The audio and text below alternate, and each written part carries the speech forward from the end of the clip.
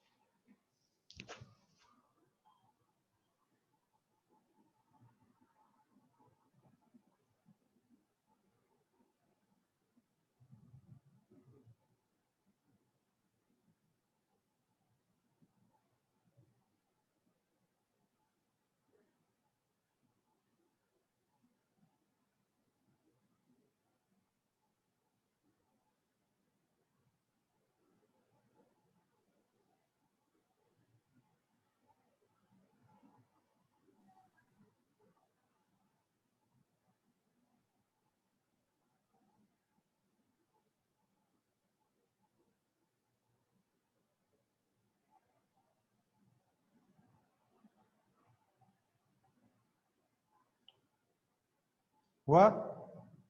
किसी का तो आंसर आ गया होगा अभी तक। देखो भाई, क्या बोला है, एक प्रोजेक्टाइल को फायर किया हमने वेलोसिटी यू से एंगल थीटा पर। हमें बताना है कि टाइम टी पर पॉइंट ऑफ प्रोजेक्शन के अबाउट कितना टॉर्क लग रहा होगा। ठीक है, टाइम टी पर क्या बोलेंगे? एक मेथड तो ये, torque is equal to simply r vector cross F vector. इसके लिए मुझे इस पॉइंट्स के रिस्पेक्ट में, पॉइंट ऑफ प्रोजेक्शन के रिस्पेक्ट में इसका आर वेक्टर लिखना होगा। आर वेक्टर कितना है? अगर मैंने हॉरिजॉन्टल को एक्स एक्सिस और वर्टिकल को वाई एक्सिस मान रखा है तो R vector can be written as, ध्यान दीजिएगा बेटा, R vector is equal to u cos theta into T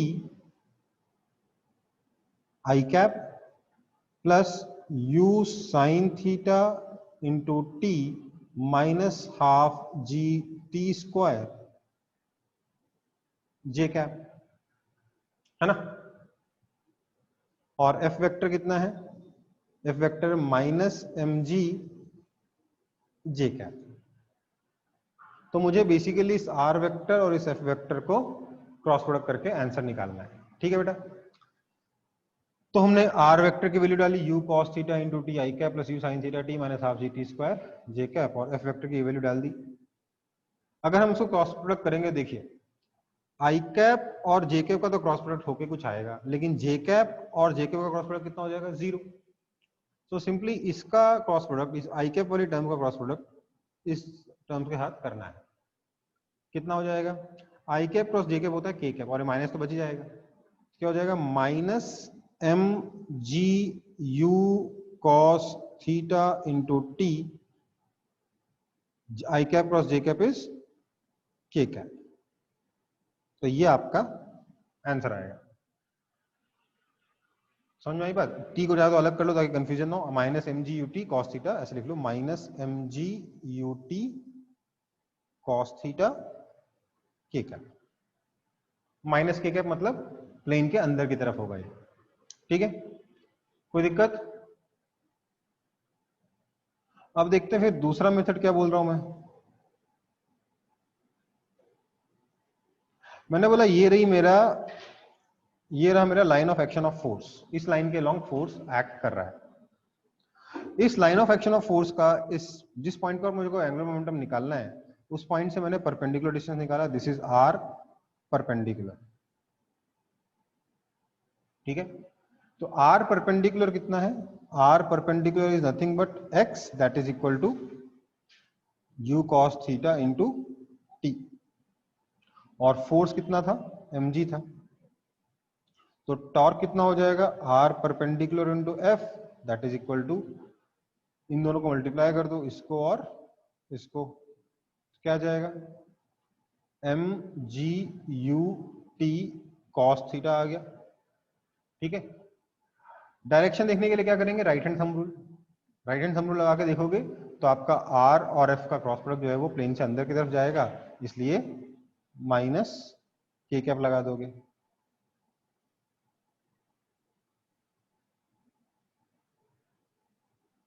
ये कैसे आया, using right hand thumb rule. ठीक है, कौन सा आसान है, पहला कि दूसरा?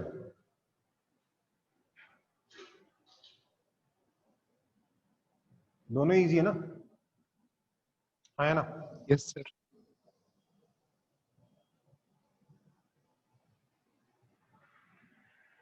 चलो आगे बढ़ते हैं।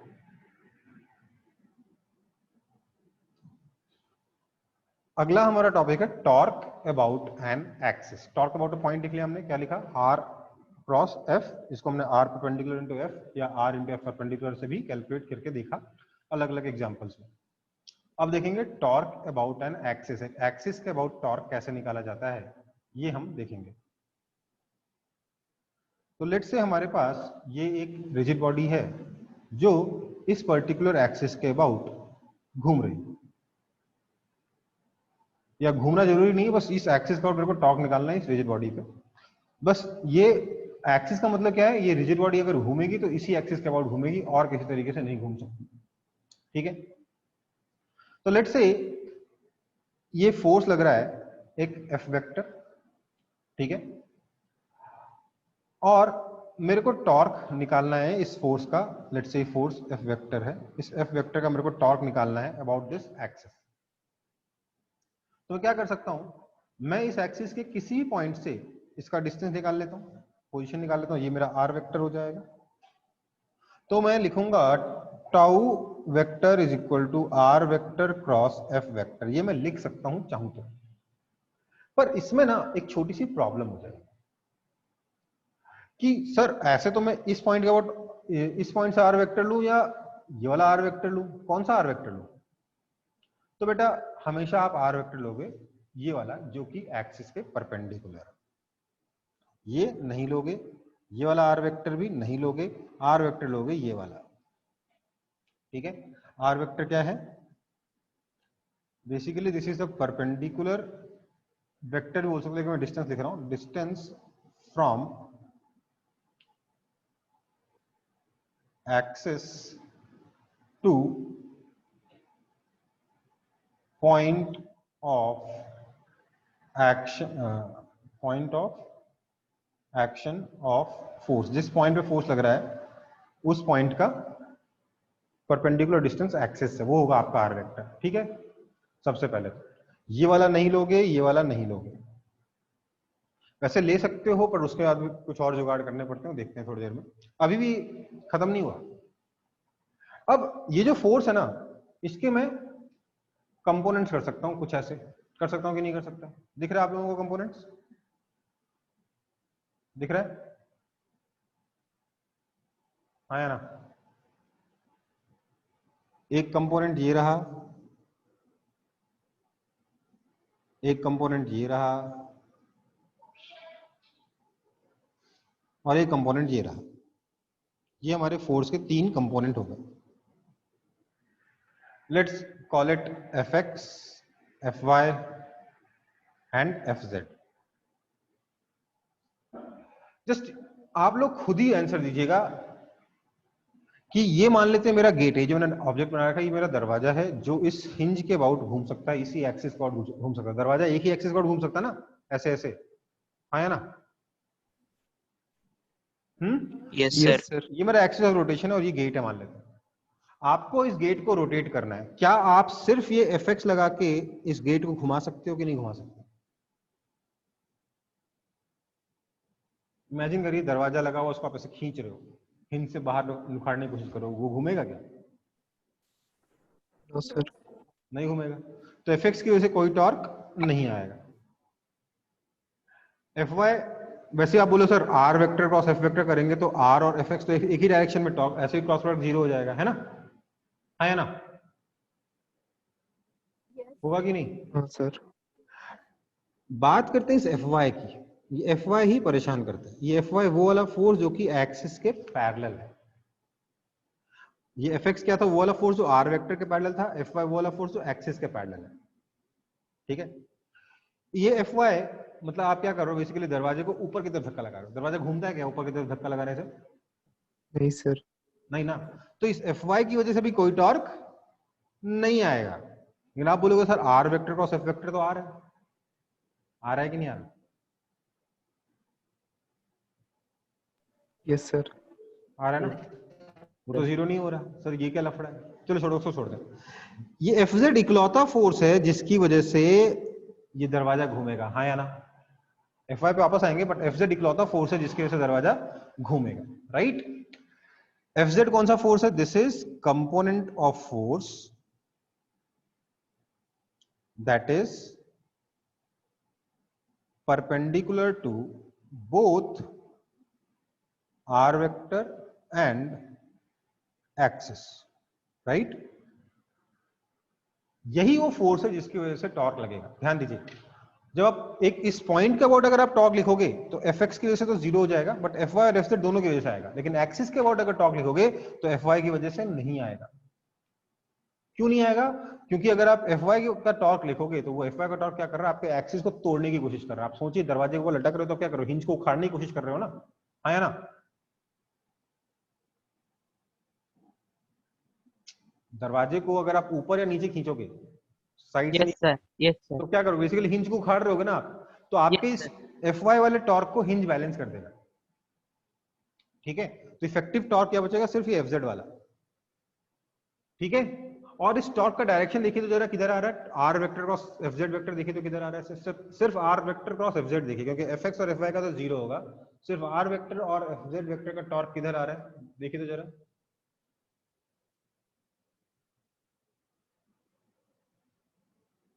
अपवर्ड।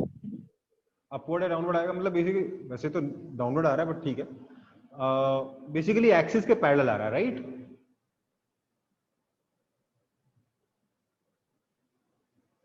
बेटा ये यस Fz सर। बाहर है, ठीक है ना? Fz बाहर की तरफ है, तो बेसिकली एक्सिस के पैरेलल आ रहा है ना? तो सिर्फ वही टॉर्क काम का है जो एक्सिस के पैरेलल होता है। इसमें ध्यान दीजिएगा, ये F वेक्टर नहीं होगा, F परपेंडिकुलर वेक्टर होगा। कौन सा? किसके perpendicular? Perpendicular to both R vector and axis. सिर्फ उसी इन्हीं दोनों का क्रॉस प्रोडक्ट करना है और किसी का क्रॉस प्रोडक्ट नहीं करना। ठीक है, ध्यान दीजिएगा, torque about an axis is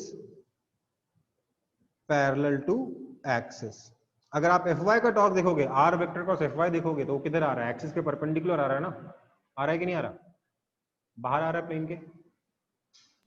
yes sir.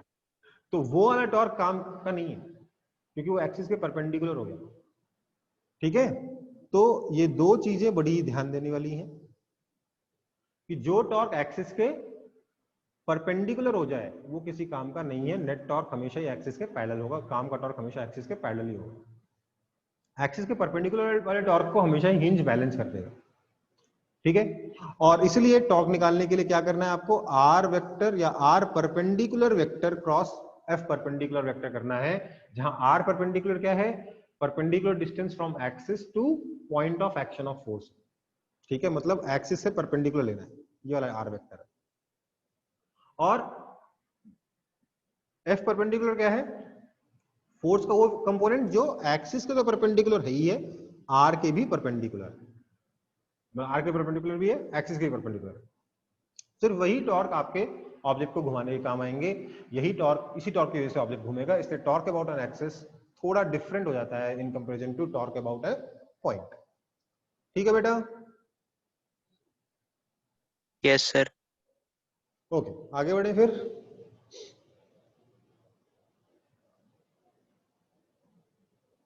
Yes, sir.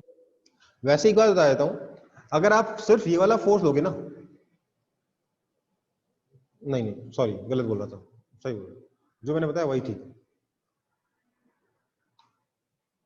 अगला example, a bob of mass m is suspended at a point O। मान लेते हैं यहां पर ये सस्पेंड कर दिया हमने by string of length capital, ये स्ट्रिंग का लेंथ कैपिटल एल। बॉब, अच्छा बॉब का मास m दे रखा है। Bob is moving in a horizontal circle as shown, basically conical pendulum जैसा मोशन हो रहा है। Find the torque of gravity and tension about point O, point B and axis OB। ठीक है, क्वेश्चन समझ में आया? देखो भाई, इस पर ग्रेविटेशनल फोर्स लग रहा होगा नीचे की तरफ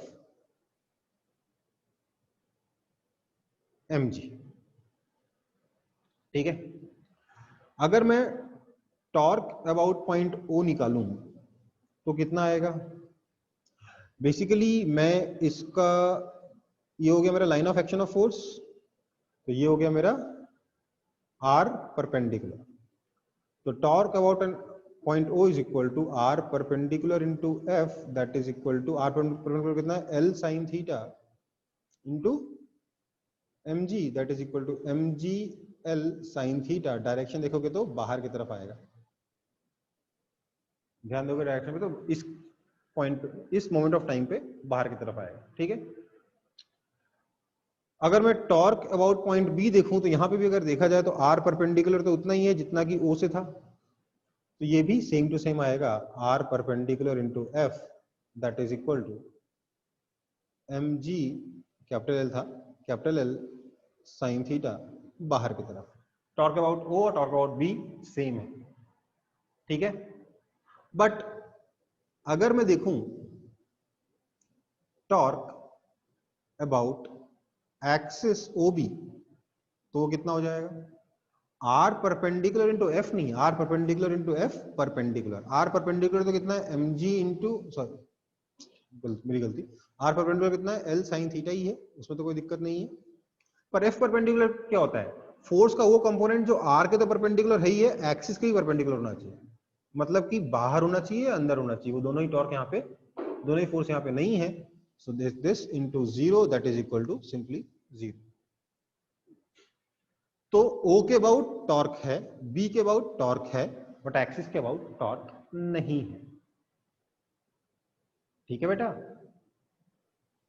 ये ध्यान रखिएगा, काफी इंपॉर्टेंट है ये एग्जाम्पल आपके टॉर्क के कॉन्सेप्ट को सही करने के लिए। ओके,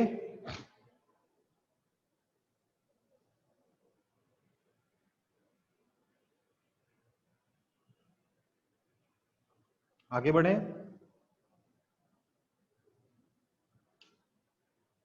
अगला है हमारा topic force couple. Force couple क्या होता है? दीज आर बेसिकली इक्वल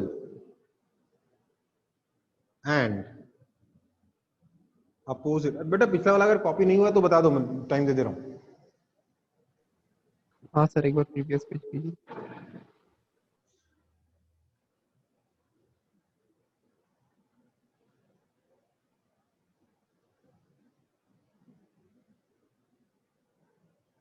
अच्छा, टेंशन का टॉर्क रह गया।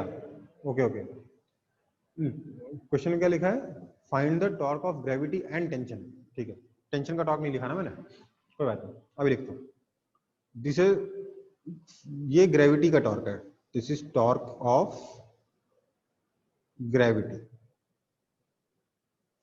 अब देखते हैं टेंशन का टॉर्क।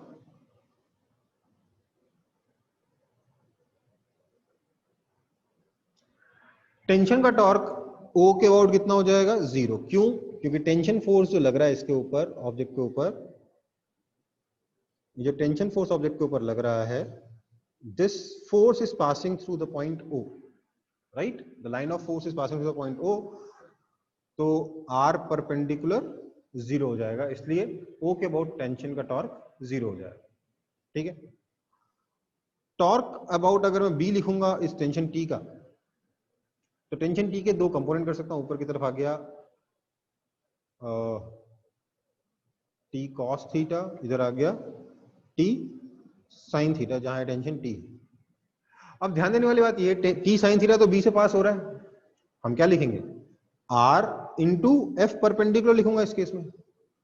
R कितना है? ये, that is L sin theta, है ना? और F परपेंडिकुलर कितना है? T cos theta. Now we know that this, ये जो बॉब है ये हॉरिजॉन्टल सर्कल में घूम रहा है, मतलब वर्टिकल डायरेक्शन नेट फोर्स 0 है, इसलिए T cos theta has to be equal to mg। इसलिए मैं लिखूंगा this is equal to L sin theta into mg, या फिर mg L sin theta. Direction किधर होगा? R इधर, फोर्स उधर, तो आप करके देखोगे तो अंदर की तरफ आएगा। ठीक है, बेसिकली इस टॉर्क को ये वाला टॉर्क बैलेंस कर देगा। ठीक है,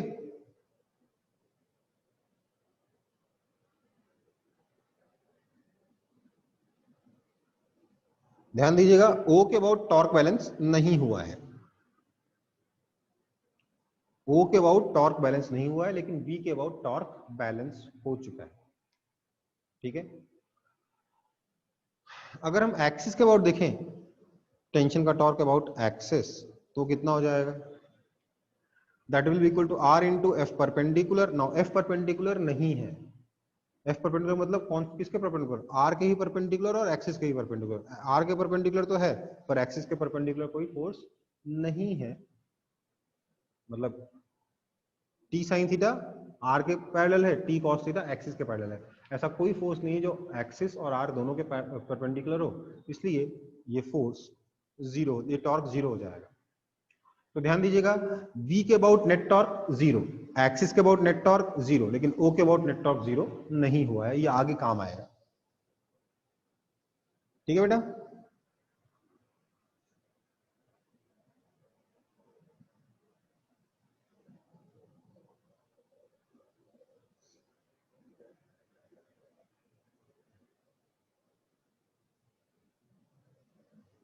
ये सब चीजें बहुत डिफिकल्ट तो नहीं लग रही हैं किसी को? Why is torque about O 0, देखो O के अबाउट टॉर्क 0। बेटा टेंशन T जो है वो O से पास हो रहा है, तो ये रहा line of action of force. तो इस line of action of force का O से परपेंडिकुलर डिस्टेंस कितना है? 0। क्या लिखा मैंने? R परपेंडिकुलर आपका 0 है। ये जो फोर्स है वो O से ही पास हो रहा है। तो अब देखिए R vector cross T vector, anti parallel vectors का डॉट क्रॉस प्रोडक्ट कितना होगा? 0 होगा।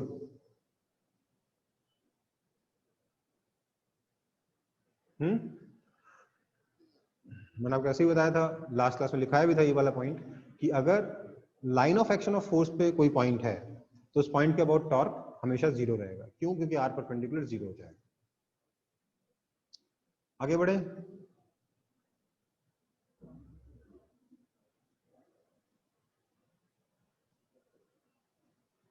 देखो बेटा क्या होता है, इसके लिए फिर मेरे को थोड़ी जगह चाहिए होगी।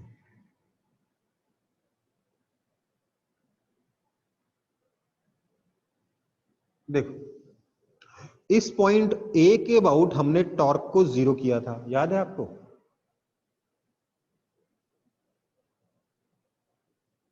लास्ट क्लास में, क्योंकि ये आपका जो फोर्स वेक्टर है इसके line of action of force पे ही ये पॉइंट ए लाई कर रहा है, इसलिए टॉर्क अबाउट ए जीरो हो जाएगा। क्यों?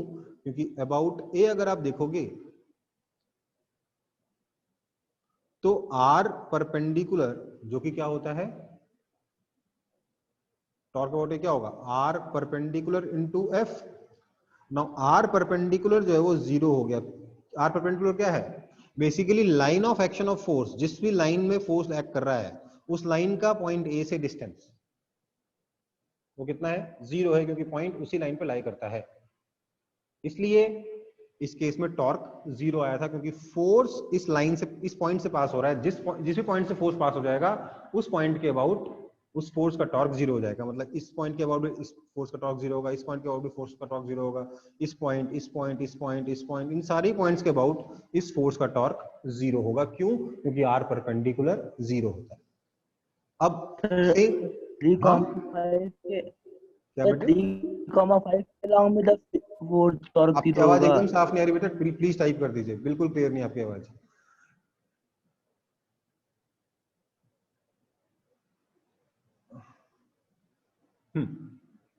तो इस क्वेश्चन में भी क्या हुआ, ये जो टेंशन T है ये इस पॉइंट O से पास हो रहा है कि नहीं हो रहा है? ये रहा point, line of action of force, है ना? तो ये जो टेंशन T है ये इस पॉइंट O से पास हो रहा है, इसलिए इसका जो टॉर्क है O के अबाउट वो जीरो हो जाएगा। टेंशन का टॉर्क, ग्रेविटी का टॉर्क है और टेंशन का टॉर्क नहीं। नेट टॉर्क O के अबाउट जीरो नहीं हुआ। ध्यान दीजिए, B के अबाउट दो टॉर्क आए, ग्रेविटी का और टेंशन का, दोनों अपोजिट डायरेक्शन में थे, इक्वल थे, कैंसिल हो गए। लेकिन O के अबाउट सिर्फ एक ही टॉर्क है, वो कैंसिल नहीं हुआ। एक्सिस के अबाउट दोनों ही टॉर्क जीरो थे, ग्रेविटी का भी जीरो था, टेंशन का भी जीरो था। ठीक है?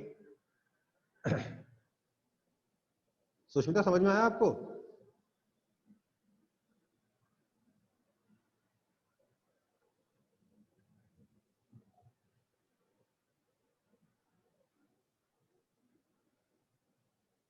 For B, okay. देखो बी के अबाउट टॉर्क जीरो कहां हुआ है बेटा? बी के अबाउट देखिए, बी के अबाउट टेंशन टी इधर लग रहा है। मैंने बोला इस बार मैं आर परपेंडिकुलर निकालने जाऊं उसमें तो बहुत मेहनत है ना? हालांकि उतनी मेहनत नहीं, बट फिर भी थोड़ी मेहनत तो है। इसलिए मैंने क्या किया, मैंने आर इंटू एफ परपेंडिकुलर कर दिया। क्रॉस प्रोडक्ट करना है ना, आप आर परपेंडिकुलर इंटू एफ भी कर सकते हो और आर इंटू एफ परपेंडिकुलर भी कर सकते हो। तो बी से ये रहा आर और फोर्स का परपेंडिकुलर कंपोनेंट ऊपर आ गया टी कॉस थीटा। नाउ क्योंकि ये बॉब वर्टिकल डायरेक्शन में मूव नहीं कर रहा, T cos theta will be equal to mg।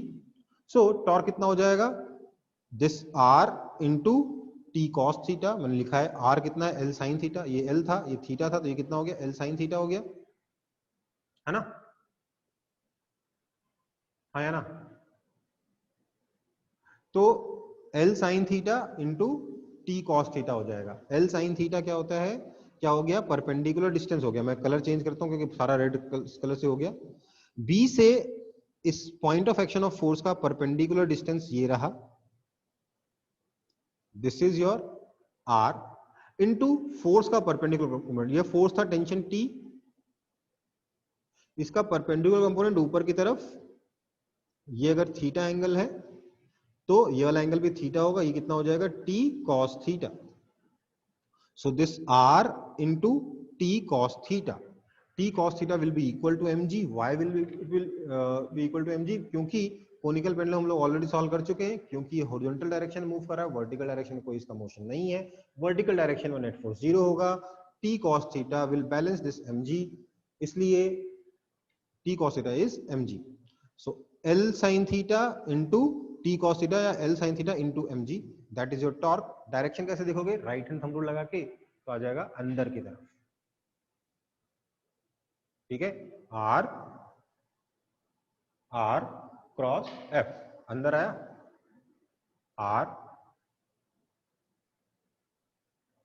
R है उधर की तरफ, F ऊपर है, तो R की तरफ फिंगर्स को रखा, F की तरफ फोल्ड किया, अंगूठा अंदर की तरफ पॉइंट कर रहा है, तो इसलिए टॉर्क अंदर की तरफ हो जाएगा, ठीक है। ओके, देखो थोड़ा कंफ्यूजन हो सकता है टॉर्क में, बट प्रैक्टिस के साथ वो ठीक हो जाता है, ठीक है।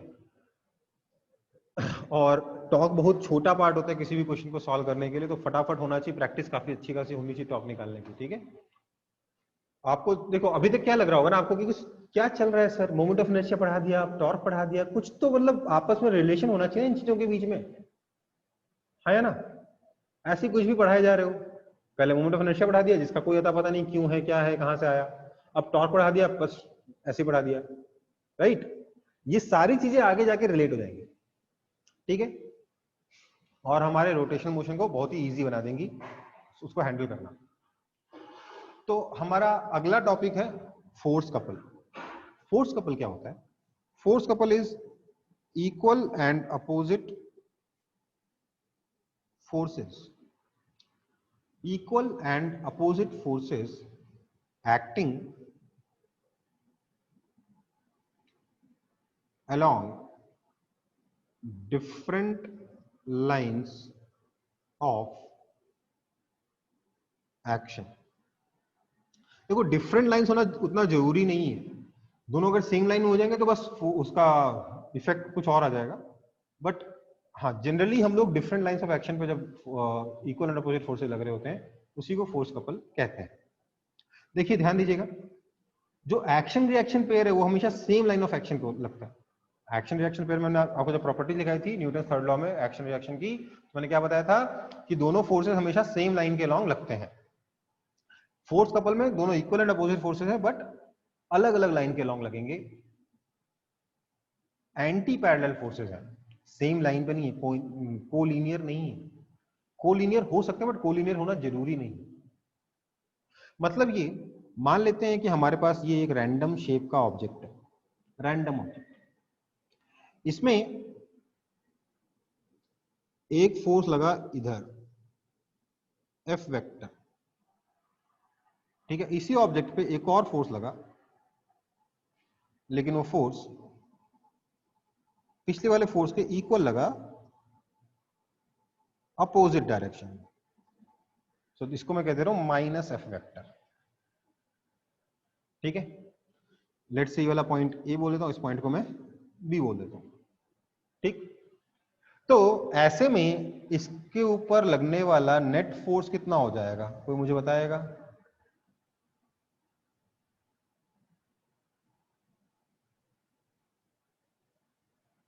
जीरो। नेट फोर्स तो जीरो होगा क्योंकि एक F वेक्टर एक minus F vector, net force zero होगी। बट क्या ये दोनों फोर्सेस, अगर इस ऑब्जेक्ट पर सिर्फ ये दो फोर्सेस लगेंगे तो ये ऑब्जेक्ट रेस्ट पे रहेगा या कुछ हरकतें करेगा ये?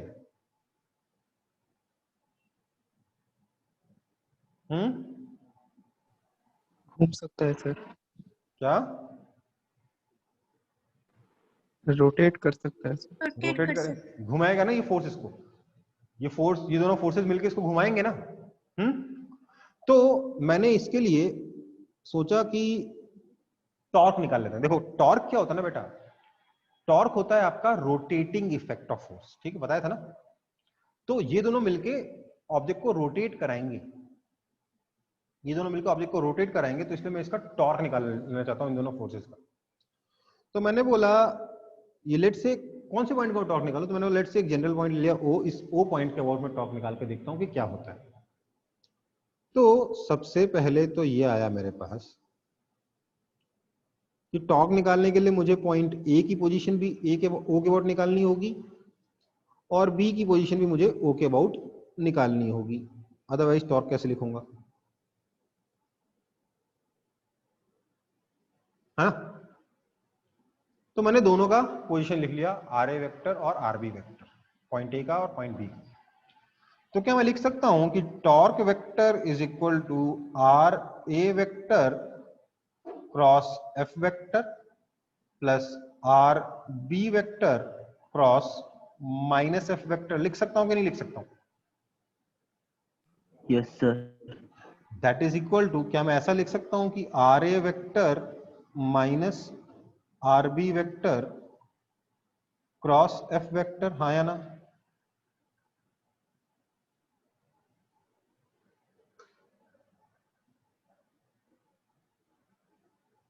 बताओ।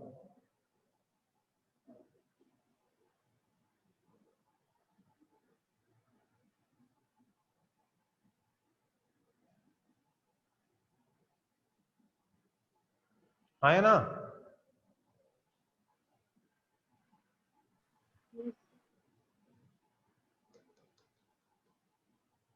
Yes sir. क्लियर है? तो बेसिकली मेरे को इस ओ की जरूरत ही नहीं है, मेरे को सिर्फ position of A with respect to B चाहिए। R A minus R B क्या होगा? Position of A with respect to B. तो ये हो गया मेरा आर ए बी वेक्टर। वैसे भी आप ट्राइंगल लॉ लगा के भी निकाल सकते हो कि this is your R A vector minus R B vector. निकाल सकते हो कि नहीं निकाल सकते?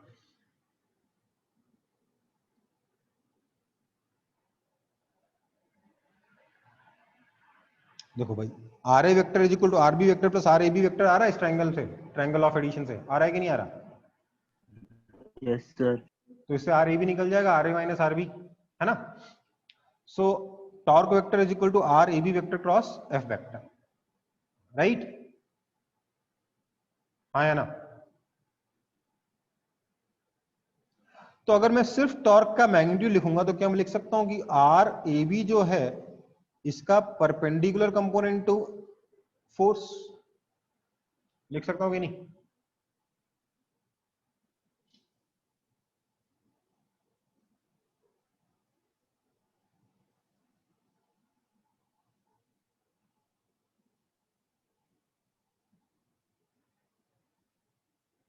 परपेंडिकुलर कंपोनेंट किसके परपेंडिकुलर? फोर्स के परपेंडिकुलर। तो बेसिकली ये वाला कंपोनेंट जो कि फोर्स के परपेंडिकुलर है। Basically R A B perpendicular क्या है? Perpendicular distance between lines of action of forces. मैं इसलिए कह रहा था डिफरेंट लाइंस ऑफ एक्शन, क्योंकि अगर सेम लाइन ऑफ एक्शन होगा तो ये परपेंडिकुलर डिस्टेंस जीरो हो जाएगा और टॉर्क जीरो हो जाएगा, ठीक है। इसलिए आपको अगर दो फोर्सेस इक्वल है, अपोजिट है और सेम लाइन ऑफ एक्शन पे एक्ट कर रहे हैं तो उनके टॉर्क को कंसीडर करने की जरूरत नहीं है। इसलिए मैंने पहले लिख दिया सिर्फ डिफरेंट लाइंस। ऐसा नहीं है कि उनको आप कपल कह नहीं सकते, बट उसका कोई मतलब नहीं है, उसका कोई आउटपुट नहीं है, वो जीरो होगा टॉर्क, ठीक है। So perpendicular distance between lines of action of forces multiplied by force is your torque, ठीक है। कोई दिक्कत?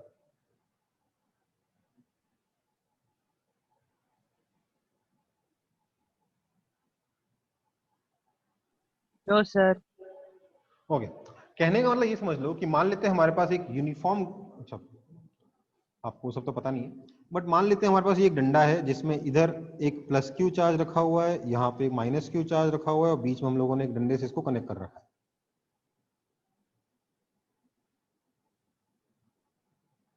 ठीक है। इस प्लस क्यू चार्ज, मान लेते हैं यहाँ पे कोई पॉजिटिव चार्ज है बड़ा सा, जो क्या करता है इस प्लस क्यू चार्ज को तो रिपेल करता है और इस माइनस क्यू चार्ज को अट्रैक्ट करता है, ठीक है। समझ में आ रही बात? तो आप इसमें टॉर्क कैसे निकालोगे? This R perpendicular into this force, अगर ये दोनों फोर्सेस इक्वल है तो, ठीक है बेटा। किसी को आपत्ति? सर।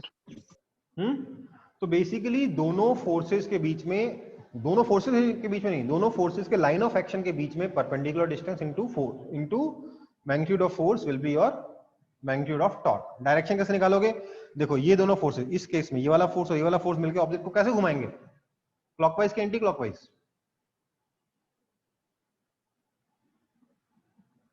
खुद ही बता दो।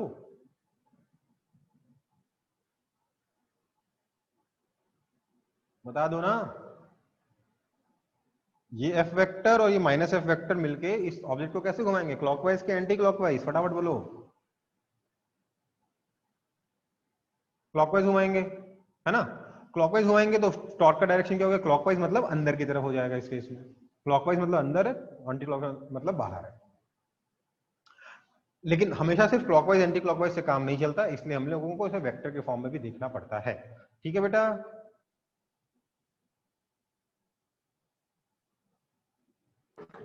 Yes, sir. Yes. आगे बढ़ते हैं। तो अब फोर्स कपल के बारे में, अच्छा ये वाला कॉपी कर लिया ना सबने। Yes, sir. तो अब फोर्स कपल के बारे में कुछ इंपॉर्टेंट पॉइंट देखेंगे। सबसे पहला, force couple does not exert a net force, एक नेट फोर्स नहीं लगाता, even though it exerts a torque, torque लगा रहा है बट फिर भी फोर्स नहीं लगा रहा, बिना फोर्स के टॉर्क होता है फोर्स कपल से, हमने देखा अभी, है ना। अगला point, net torque due to a force couple is same about all the points, है ना। इसको फर्क ही नहीं पड़ा था आपने पॉइंट ओ कहां लिया था, इसको सिर्फ R A B vector cross F vector करना था, राइट। तो किसी पॉइंट ओ के अबाउट निकाल लीजिए, टॉर्क सेम रहेगा, रहेगा कि नहीं रहेगा, रहेगा कि नहीं।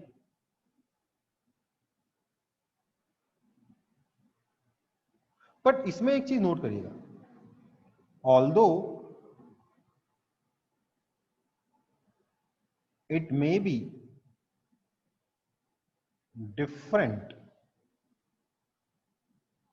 अबाउट एन एक्सिस, अलग अलग एक्सिस के अबाउट या किसी पॉइंट से के कंपैरिजन में एक्सिस के अबाउट टॉर्क डिफरेंट हो सकता है। क्यों, आपने किसी पॉइंट के अबाउट टॉर्क निकाला, सेम आया, बट अगर आपको किसी एक्सिस का टॉर्क चाहिए होगा तो आपको उस टॉर्क का वो कंपोनेंट चाहिए जो एक्सिस के अलोंग है, क्योंकि एक्सिस के अलोंग सिर्फ वही टॉर्क काम आता है, सॉरी एक्सिस के अबाउट सिर्फ वही टॉर्क काम आता है जो एक्सिस के अलोंग हो, एक्सिस के परपेंडिकुलर टॉर्क का कोई वैल्यू नहीं होता है एक्सिस के अबाउट। ठीक है बेटा, कोई दिक्कत, कोई दिक्कत। आगे बढ़ रहे हैं फिर, if net force acting on a system is zero, torque is same about all the points. आप बोलोगे सर ये कैसे हुआ,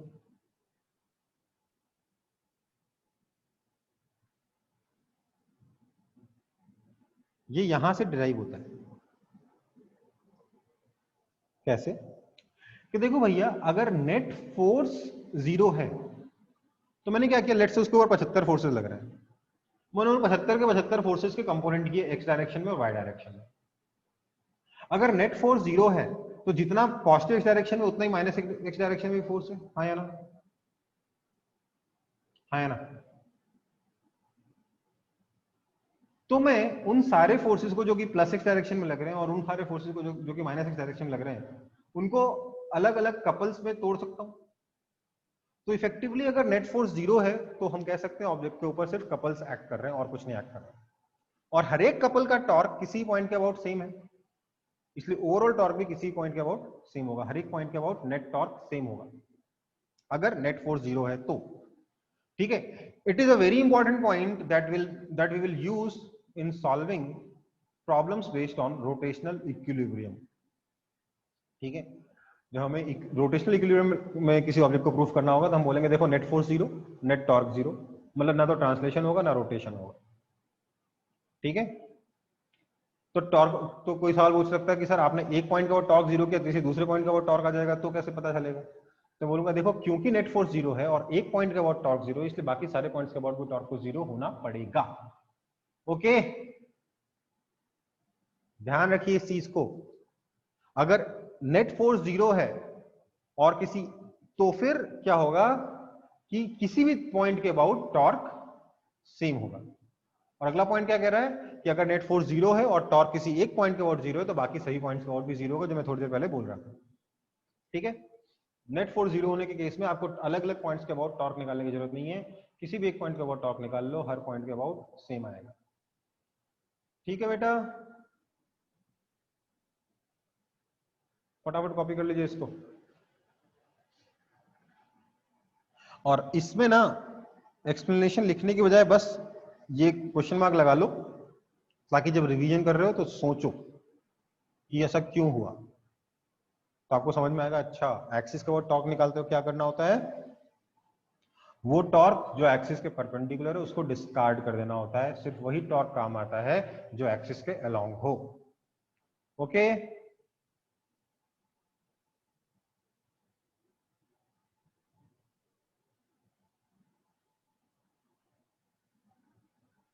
आगे बढ़ रहा हूं। नेक्स्ट है अपना point of application of force. किसी का छूट तो नहीं गया पिछला वाला कॉपी करना?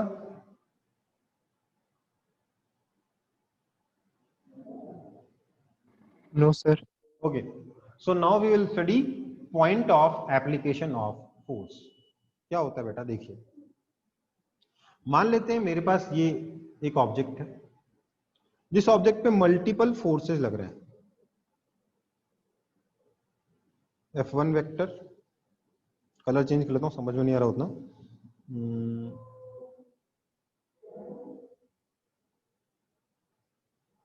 F2 वेक्टर, F3 वेक्टर, अलग अलग पॉइंट्स पर चाहिए तो और नजर नहीं आ रहा है, तो वही वाला ठीक था। दिख रहा है आप लोगों को कि कलर अभी और चेंज करूं? Sir change.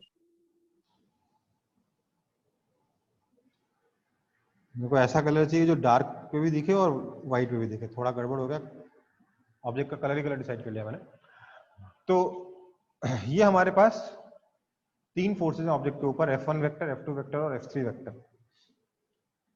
तो F1 वेक्टर किस पॉइंट पे एक्ट कर रहा है? तो इस पॉइंट पे एक्ट कर रहा है। उस पॉइंट की पोजीशन मैंने बोल दी, लेट्स से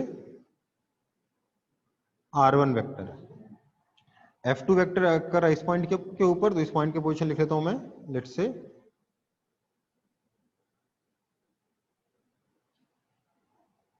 R2 वेक्टर। और F3 की पोजीशन लिख लेता हूं, let's say R3 vector. Actually topic का नाम point of application of force है, बट होना चाहिए effective point of application of force. ठीक है, तीन फोर्सेस लगे, F1 vector, F2 vector, F3 vector.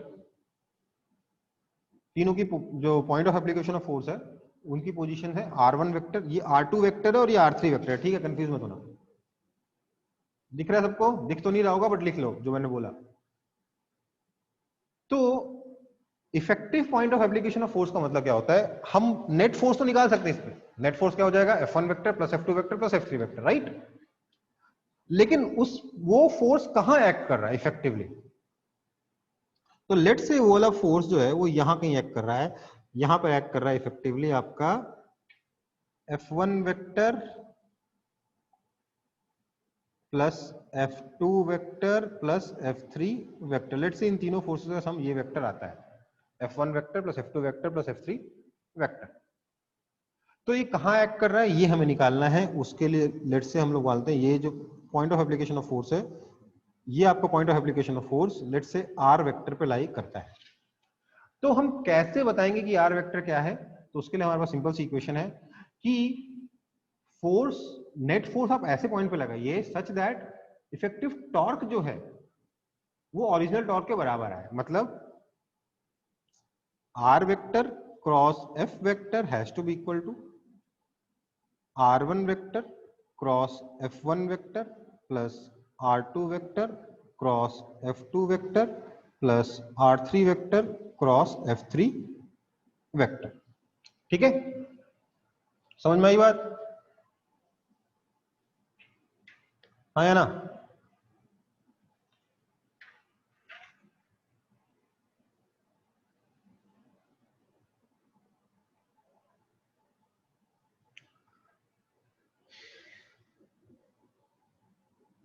कोई दिक्कत है? मतलब बेसिकली हमने, हमारा जो point of application of force है वो ऐसा होना चाहिए सच दैट जो नेट फोर्स आप जिस पॉइंट पे कंसीडर कर रहे हो उस पॉइंट पे उस फोर्स को कंसीडर करने से टॉर्क पे कोई फर्क नहीं पड़े। ठीक है, अब देखो थोड़ा बहुत और पढ़ेंगे हम इसमें। अगला पॉइंट हमें देखना है ये कि point of application of force के प्रैक्टिकल एप्लीकेशन कहां पर है। तो सबसे पहला एप्लीकेशन है point of application of gravitational force. Point of application of gravitational force, ये क्या होता है? इसको कहते हैं सेंटर ऑफ ग्रेविटी। किसी ने मुझसे क्लास में पूछा था कि सर सेंटर ऑफ ग्रेविटी क्या होता है, तो मैंने बोला था बेटा वो थोड़ी देर में आएगा। अच्छा आपने नहीं, क्लास 10th के बच्चे ने बोला था, ठीक है। तो point of application of gravitational force is called centre of gravity, ठीक है। इन यूनिफॉर्म ग्रेविटेशनल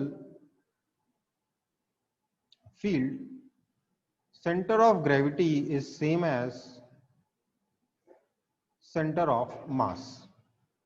अगर ग्रेविटेशनल फील्ड यूनिफॉर्म है, मतलब जी वेक्टर यूनिफॉर्म है, acceleration due to gravity uniform है, तो उस केस में सेंटर ऑफ ग्रेविटी और centre of mass same point पे लाई करता है।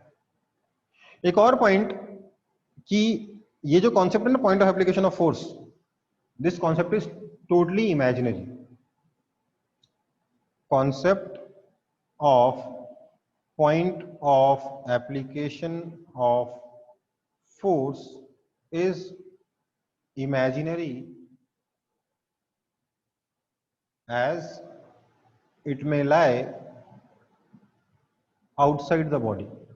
सेंटर ऑफ मास बाहर हो सकता है तो ऑब्वियसली सेंटर ऑफ ग्रेविटी बाहर हो ही सकता है, आउटसाइड द बॉडी, ठीक है।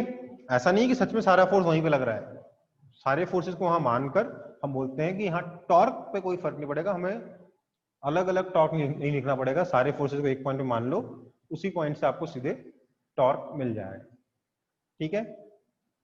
ये हम लोग जनरली इसी पर्पज के लिए यूज करते हैं, ग्रेविटेशनल फोर्स के टॉर्क के लिए, क्योंकि समझिए ग्रेविटेशनल फोर्स तो हर एक पॉइंट पे लगता है, हर एक दाने दाने पे लगता है, हर एक एटम पे लगता है, हर एक इलेक्ट्रॉन पे लगता है, हर एक प्रोटॉन पे लगता है। तो हमारे पास अगर कोई बड़ा सा ऑब्जेक्ट है, हम ग्रेविटेशनल फोर्स को कहां पे एक्ट करता हूं माने, और अगर हमें ये नहीं पता ग्रेविटेशनल फोर्स कहां एक्ट कर रहा है, तो हम कैसे निकालें ग्रेविटेशनल फोर्स का टॉर्क।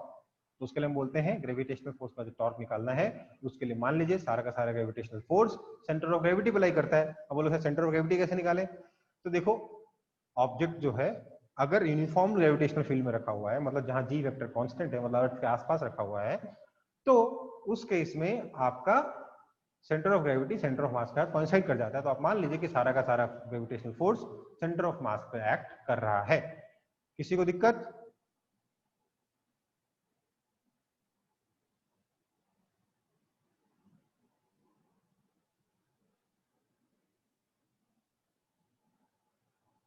किसी को दिक्कत?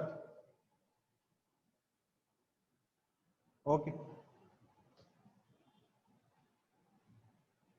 नेक्स्ट क्वेश्चन है find the torque of weight about axis passing through point P and acting हटा दो and normal to the plane।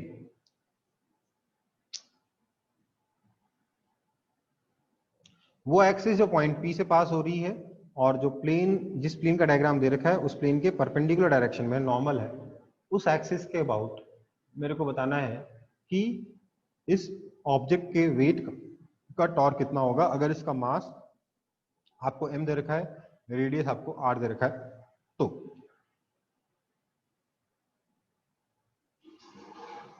Mass m और रेडियस r गिवन है, मैंने लिखा नहीं था, ये आपको ये वाला एंगल भी दे रखा है थीटा।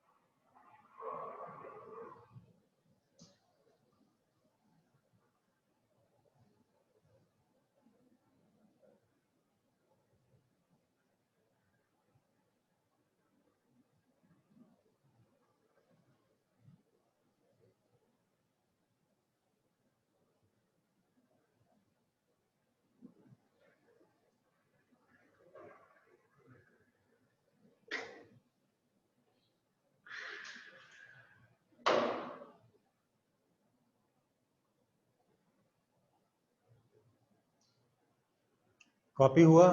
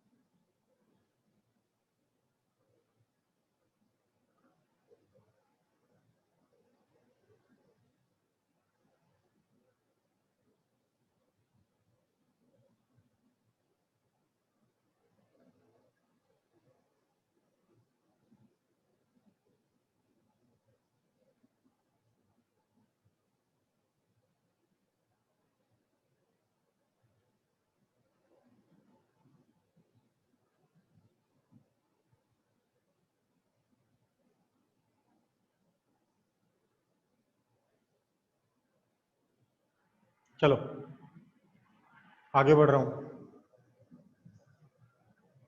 ये क्वेश्चन सॉल्व हुआ कि नहीं हुआ?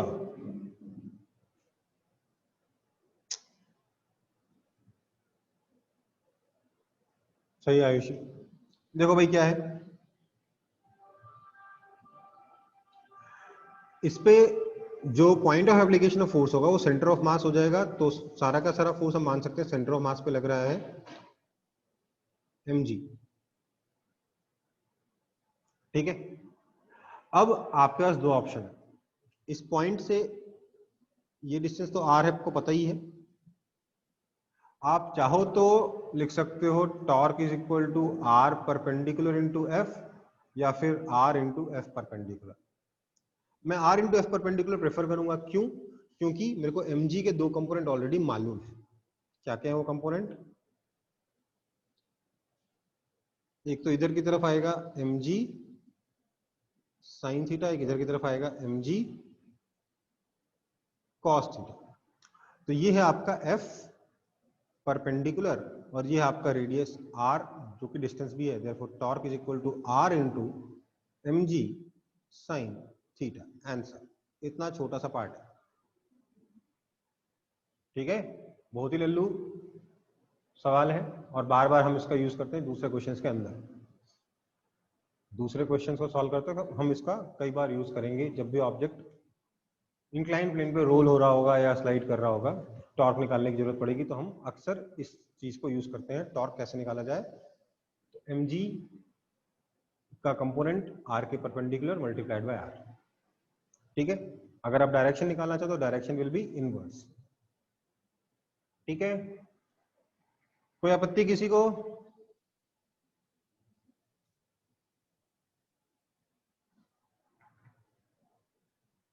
किसी को कोई दिक्कत?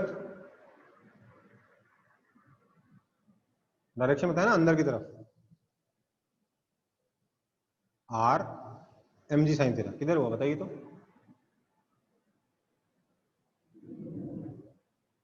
देखिए,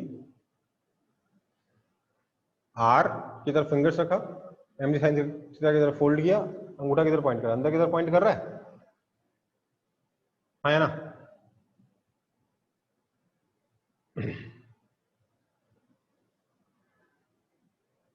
चलो, तो हमारा अगला टॉपिक है एंगुलर मोमेंटम, जिसको हम मोमेंट ऑफ मोमेंटम भी कहते हैं। हम लोगों ने अभी तक क्या क्या पढ़ लिया? हम लोगों ने पढ़ लिया मोमेंट ऑफ इनर्शिया, हम लोगों ने पढ़ लिया मोमेंट ऑफ फोर्स। अब हम पढ़ेंगे मोमेंट ऑफ मोमेंटम। ठीक है बेटा,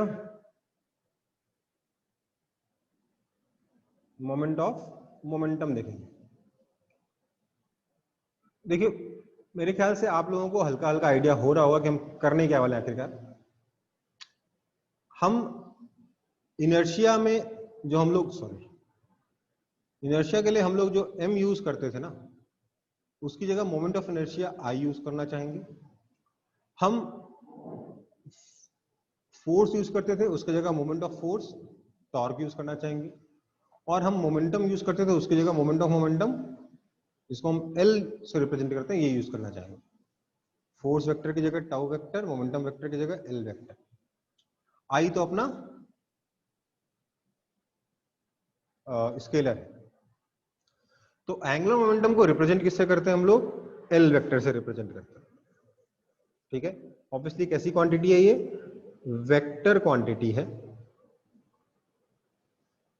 ठीक है, इसका यूनिट होता है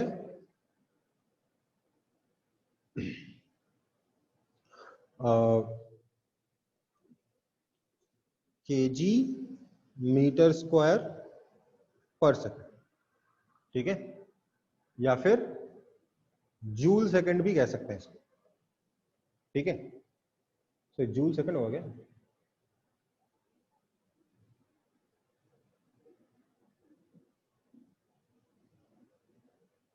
हाँ, जूल सेकंड भी इसको कह सकते हैं। ठीक है, बेसिकली होता क्या है, तो जैसे आपका टॉर्क डिफाइंड है वैसे ही आपका एल वेक्टर डिफाइंड है। L vector is defined as R vector cross P vector.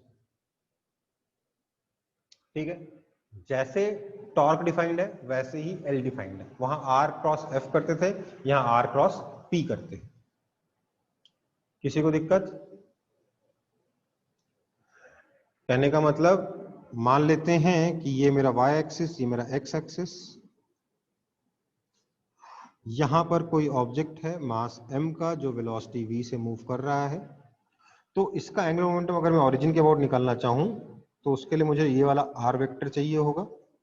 तो मेरा जो l वेक्टर हो जाएगा that will be equal to r vector cross mv vector, या फिर m into r vector cross v vector. कई बार लोग इसे MVR लिख देते हैं, I don't like it writing MVR। क्यों? क्योंकि R और V का आप ऑर्डर एक्सचेंज नहीं कर, उल्टा नहीं कर सकते। ठीक है, समझ में आई बात? तो L वेक्टर का फॉर्मूला क्या है? L vector is nothing but M into R vector cross V vector. यही इसका फॉर्मूला है एंगुलर मोमेंटम का, ध्यान रखेंगे इस चीज को। ठीक है, या फिर R vector cross P vector है, जो भी आपको ध्यान रहे। ओके बेटा,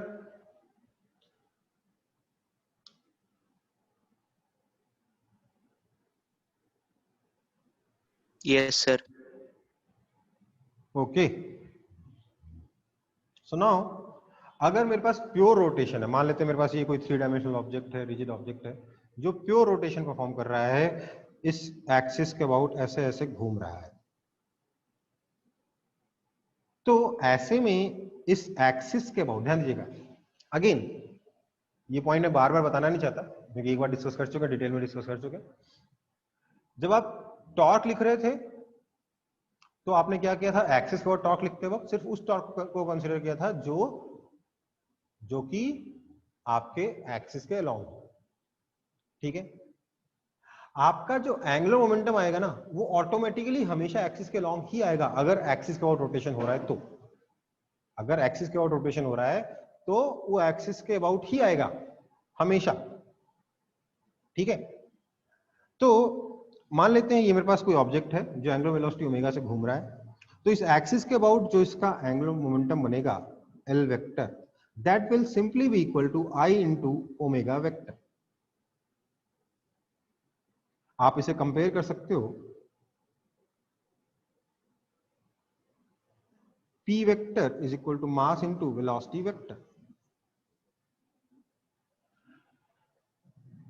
मोमेंटम की जगह मोमेंट ऑफ मोमेंटम, इनर्शिया की जगह मोमेंट ऑफ इनर्शिया, वेलोसिटी की जगह एंगुलर वेलोसिटी। समझ में आया? इसलिए इतना मेहनत कर रहे थे हम लोग, मोमेंट ऑफ इनर्शिया पढ़ रहे थे, फिर टॉर्क पढ़ रहे थे, ताकि अंत में हमें इक्वेशन सिंपल मिले। समझ में आई बात? आया ना? तो हमारे पास क्या है? L vector is equal to I omega vector. ध्यान रहे this is valid only for pure rotation. जब combined translation and rotational motion आएगा तब ये फॉर्मूला एप्लीकेबल नहीं होगा। ठीक है, आया ना? अब मैं इसको थोड़ा प्रूफ कर लेता हूं। मैंने बोला कि ऑब्जेक्ट जो है मेरा एंगुलर वेलोसिटी ओमेगा से घूम रहा है। तो लेट्स कंसिडर अ छोटा सा मास dm दिख रहा है? नहीं दिख रहा है।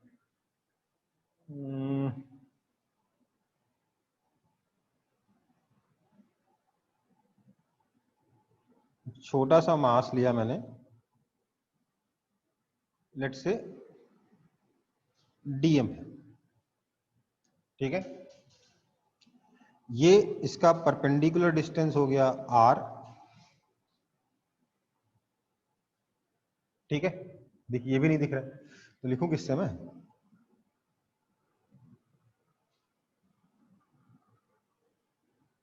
ये perpendicular distance,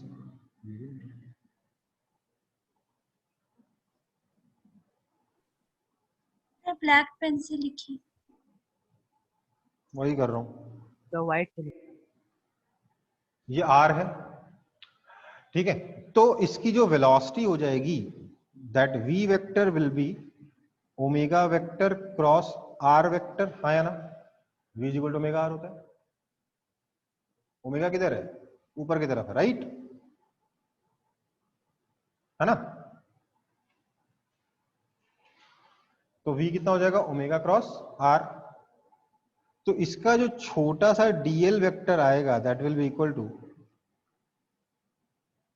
r vector cross p vector. p vector is nothing but dm into omega vector cross r vector. dm तो स्केलर क्वांटिटी अलग निकाल लेते हैं, that is equal to dm into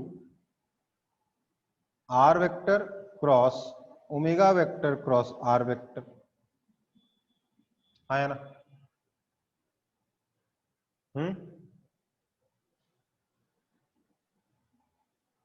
आया कि नहीं आया?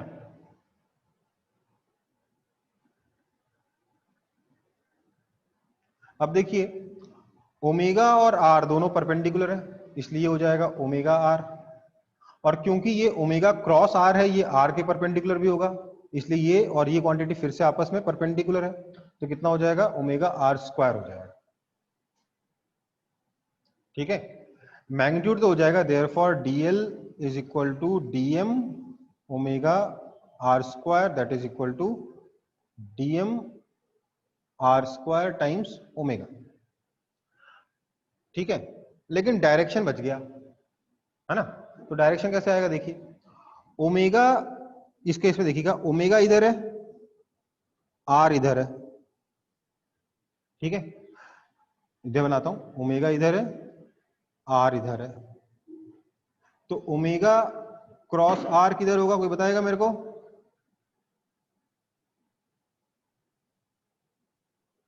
अंदर की तरफ होगा, अंदर की तरफ होगा। Yes sir. अब आर वेक्टर इधर है, इसका क्रॉस प्रोडक्ट करना है किसके साथ? ओमेगा क्रॉस आर वेक्टर के साथ, जो किधर था? अंदर की तरफ था। तो इसका क्रॉस प्रोडक्ट इसके साथ किधर आएगा? डायरेक्शन देखिए तो जरा, ऊपर की तरफ आ रहा है, आ रहा है कि नहीं आ रहा? Which is same as omega. तो डीएल जो मेरा आया है, ये मेरे को अलग से रफ वर्क करना पड़ा, ठीक है, ये मेरे को लिखना नहीं है। तो ये मेरा जो डीएल आया है, that is equal to dm R square, omega तो है ये, लेकिन डायरेक्शन क्या है इसका? Omega cap. So therefore dL vector is equal to dm r square omega vector. This implies L vector is equal to integration dm r square into omega vector, that is equal to I omega vector. ये proof हो गई। तो हमारे पास formula क्या है? L is equal to I omega vector। देखिए proof उतना important नहीं है, हो सकता है आपके स्कूल के एग्जाम में आपसे पूछ लिया जाए, बट एप्लीकेशन बहुत ज्यादा इंपॉर्टेंट है। L is equal to I omega, that's like, ये उतना इंपॉर्टेंट है जितना force equal to mass into acceleration होता है, ठीक है। How is omega along Y axis? यहीं फंस गए। ओमेगा वेक्टर कैसे होता है? राइट हैंड थंब रूल से करोगे ना, ओमेगा की तरफ फिंगर्स को फोल्ड करोगे तो अंगूठा किधर पॉइंट कर रहा है? ऊपर किधर पॉइंट कर रहा है?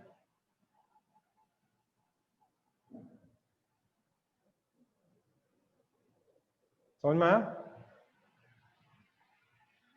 सर इंक्रीज पेन साइज,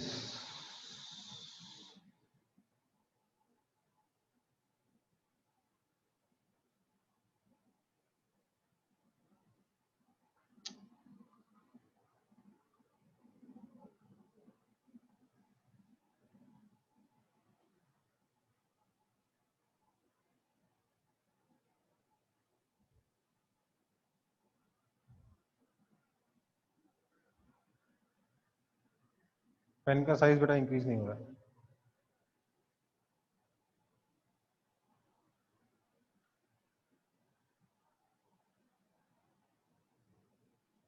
आगे बढ़े।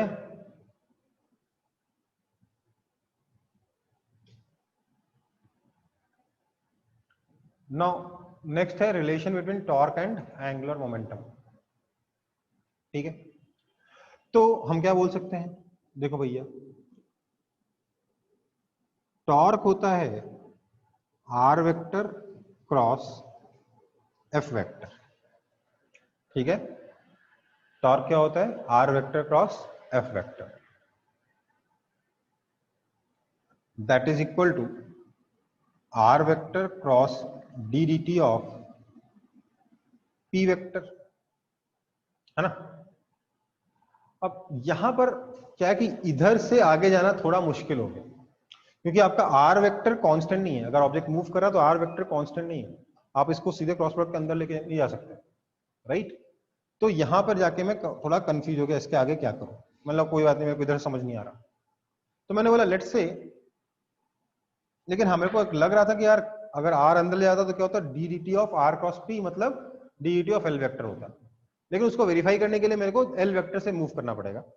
तो एल वेक्टर क्या है मेरे पास, एल वेक्टर मेरे पास R vector cross P vector, ठीक है,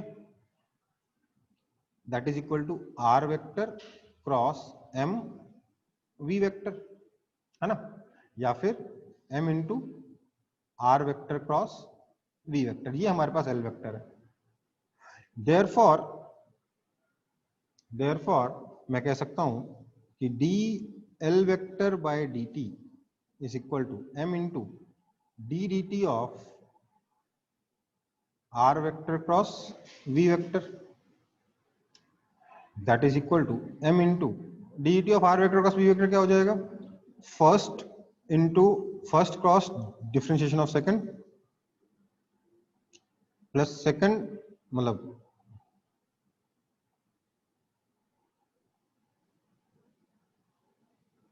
डिफरेंशिएट करते वक्त भी हम लोग ना प्रोडक्ट में, क्रॉस प्रोडक्ट में ऑर्डर उल्टा नहीं कर सकते।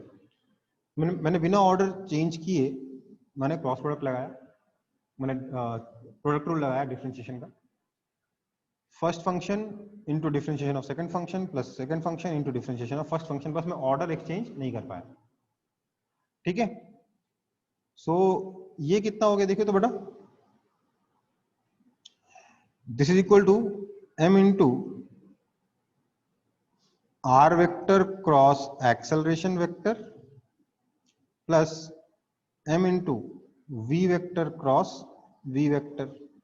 Now this has become 0.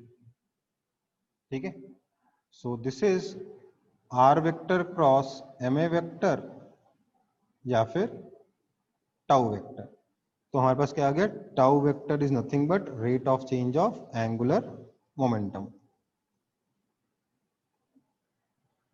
कोई दिक्कत?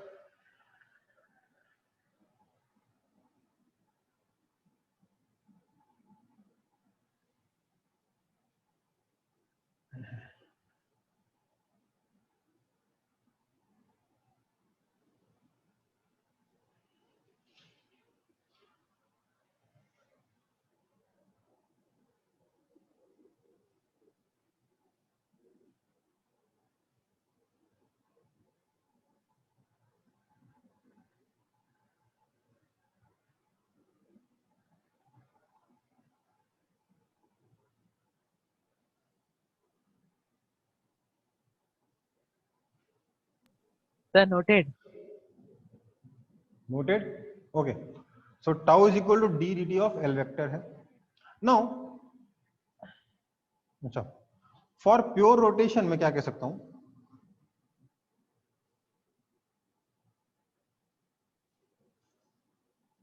अगर हम प्योर रोटेशन के बारे में बात करें तो टाउ कितना हो जाएगा, d d t of L vector, L vector क्या है, आई ओमेगा वेक्टर, है ना, that is equal to I times d d t of omega vector, this implies tau vector is equal to I alpha vector, tau is equal to I alpha, force equal to mass into acceleration की तरह आ गया कि नहीं आ गया, आया कि नहीं,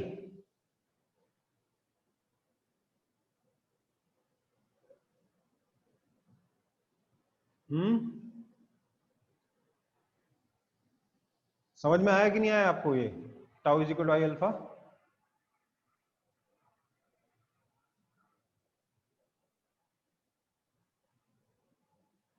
देखो सिर्फ मैथ्स है, इस चैप्टर में काफी मैथ्स है और मतलब, लेकिन एक बात बताता हूँ, मैथ्स सिर्फ डेरिवेशन तक है, डेरिवेशन के बाद बहुत जबरदस्त फिजिक्स है इस चैप्टर में। तो क्वेश्चंस पे आते हैं, तो अभी तो हम लोग एकदम बेसिक बेसिक थ्योरी करके निकल रहे हैं, क्वेश्चन सॉल्व करेंगे ना तब मजा आएगा बहुत इस चैप्टर में।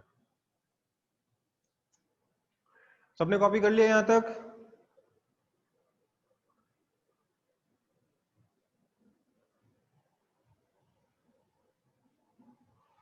Yes sir. ओके, फिर आगे बढ़ रहा हूं।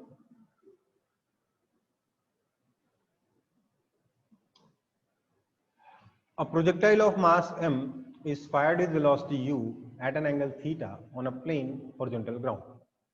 Find its angular momentum about point of projection at time t. ठीक है, क्या करेंगे देखिए।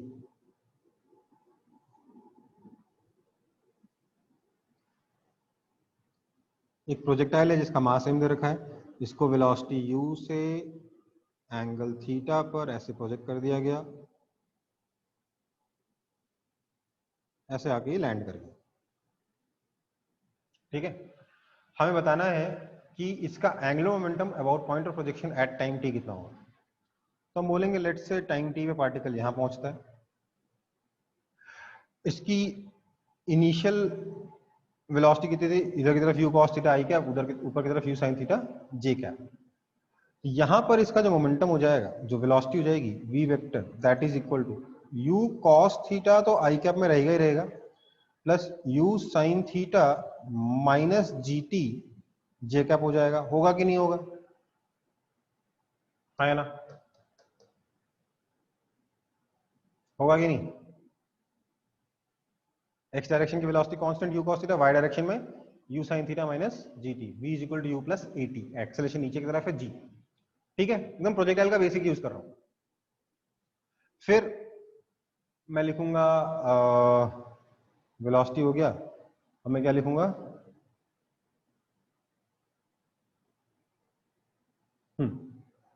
मैं लिखूंगा इसका पोजीशन क्या आ जाएगा। क्या पोजीशन को मैं ऐसे लिख सकता हूं कि this is equal to u cos theta into t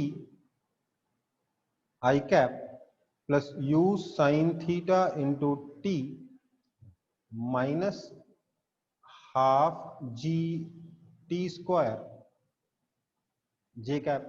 x is equal to velocity into time, y is equal to ut plus half a t square, formula लगा दिया तो r वेक्टर आ गया। आया कि नहीं आया? इसका पोजीशन यहाँ के रेस्पेक्ट में ये पता हो, ये समझ में नहीं आया तो प्रोजेक्टाइल रिवाइज करके आओ। समझ में आया? प्रॉब्लम यहाँ नहीं है, रोटेशन में नहीं, प्रॉब्लम प्रोजेक्टाइल में फंस रही फिर आपकी। ये आपका मेथड 1 है।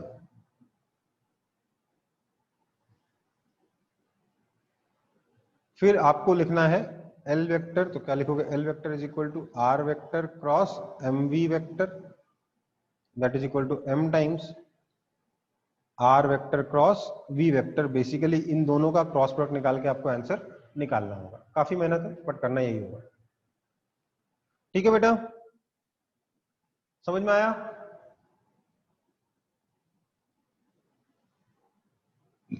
मेहनत है, क्या कर सकते हैं। दूसरा मेथड है हमारे पास इसके लिए, मेथड 2।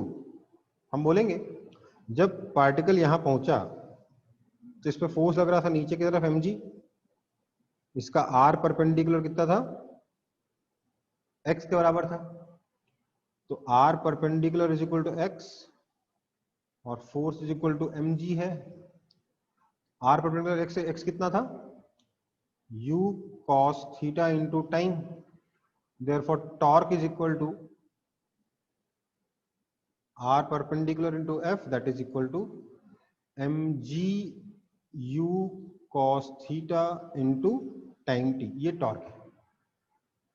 किस डायरेक्शन में ये टॉर्क, तो अंदर की तरफ है। ठीक है, ये टाउ वेक्टर है।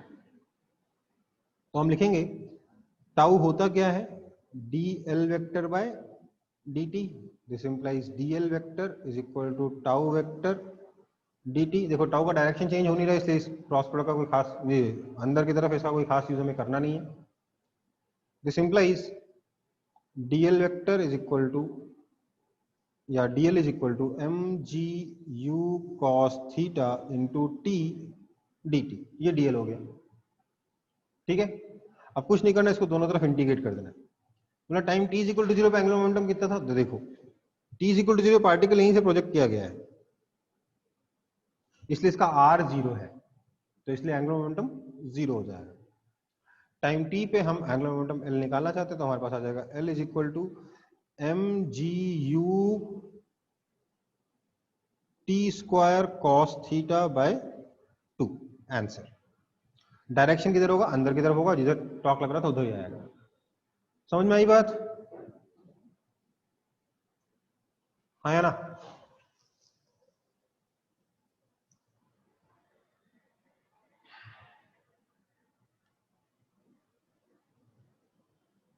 मेरे को मेथड 2 आसान लग रहा है, क्यों? क्योंकि इसमें कैलकुलेशन कम है। मेथड 1 में दिमाग कम लगाना है, कैलकुलेशन ज्यादा लगानी है, तो आपकी चॉइस है।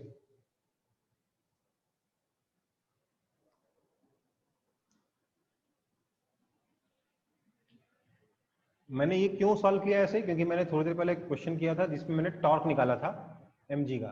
किया था कि नहीं किया था? थोड़ी देर पहले हमने क्वेश्चन ऐसा, देखो कहाँ किया था।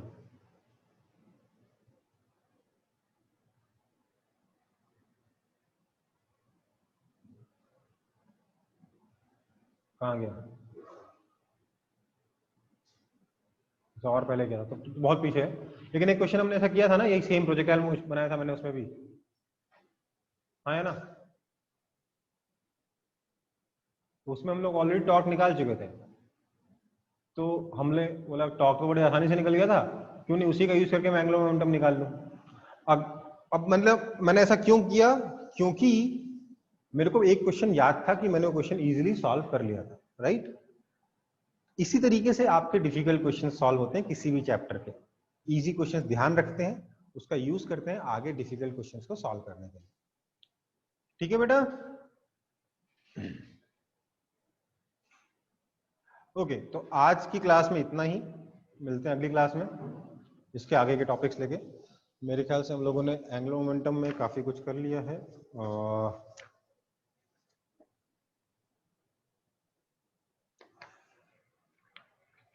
एक एग्जांपल ये कर सकते हैं, ट्राई कर सकते, इसको एक काम करो, आप लोग कॉपी कर लीजिए इस एग्जांपल को और खुद से ट्राई करिए नेक्स्ट क्लास से पहले, तो नेक्स्ट क्लास में इसे सॉल्व करा दूंगा। ठीक है बेटा? अभी के लिए क्लास ओवर है।